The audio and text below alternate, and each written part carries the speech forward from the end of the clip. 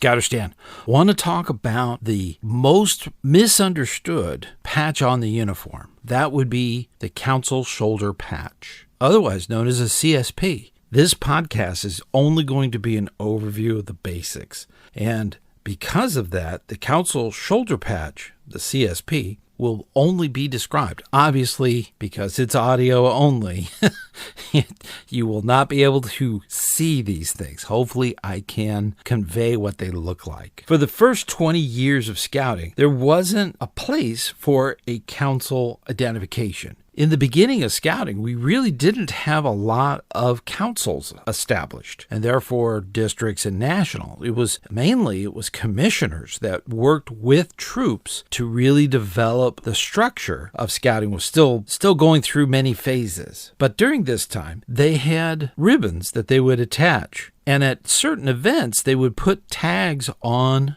their left shoulder, identifying the scout's encampment area. This was very helpful so that if you had a different colored tag or ribbon, they knew you didn't belong in that area, in that camp. So it was a way of keeping organized. And this even carried over into the 20s with a ribbon called a patrol knot. This patrol colors would vary depending on the totem of that patrol. Now, this ribbon consisted of 4 strips. It was actually 2 strips folded over. So there was an interior color and an exterior color. For instance, the Owl Patrol would be represented with a blue ribbon. The inside and outside was all blue. Whereas the Bear Patrol had a brown ribbon on the outside and a red ribbon on the inside. There are many different patrols, and they had many different color and combinations. But this was worn on the right shoulder, which just so happens to be the patrol patch goes on that shoulder. Now, in the late 20s, all the way through to 1955, there were multitudes of different shoulder patches used for the new councils. They first started off very basic. They would just have the area or the name of the council and the state. They were in these thin strips that were red embroidery on khaki green. And this varied. This strip of embroidered patchwork would be embroidered and intended to be placed on the right shoulder. And depending on the uniform would depend on the background of this patch. So if you're a Cub Scout, it would be a blue background with yellow or gold embroidery. Sea Scouts would wear either a blue or a white background. And Explorers often would wear a dark green shirt. So the background was dark green. In 1955, they kind of standardized a red background with white embroidery on it. In patch terms, this is known as a twill background. There's no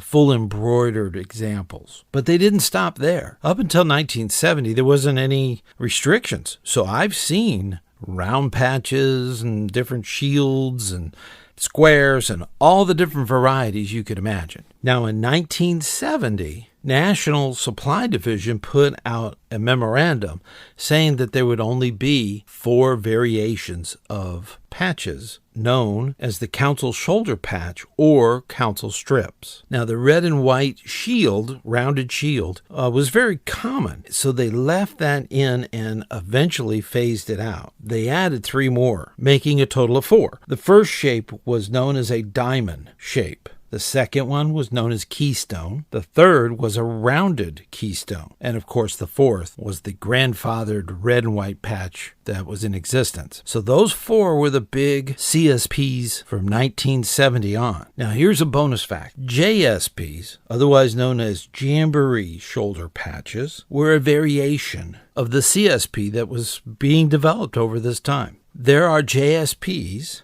that go all the way back to 1937, to the first National Jamboree. Now, in 1980, National Supply Division had enough. There was a little bit of nutsy cuckoo going on as far as the different designs for Jamboree Council shoulder strips. In 1980, they decided that you needed approval from National. Now, this written approval gave you the ability to use logos, copywritten images within the design of the patch. So from 1980 on, the 1981 National Jamboree, all of the previous ones, they didn't need approval, but after that, they did. So that's your bonus fact. Now, scouting needs to be fun. Getting into patch collecting is always a great way to tell a story and to show scouts how fun scouting can be. Scout leaders, us, we need to have a good sense of humor. And because of that, we're going to do the Scouter's joke.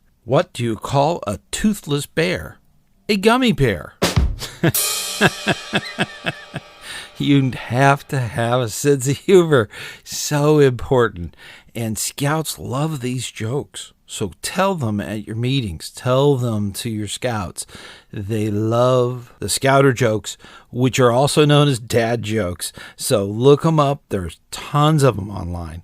Make sure that they are Scout appropriate. And with that, I want you to go out and make sure your scouts are having a good time. Scouting's got to be fun. That's what one of our goals should be. And until next time, I will see you on the trail.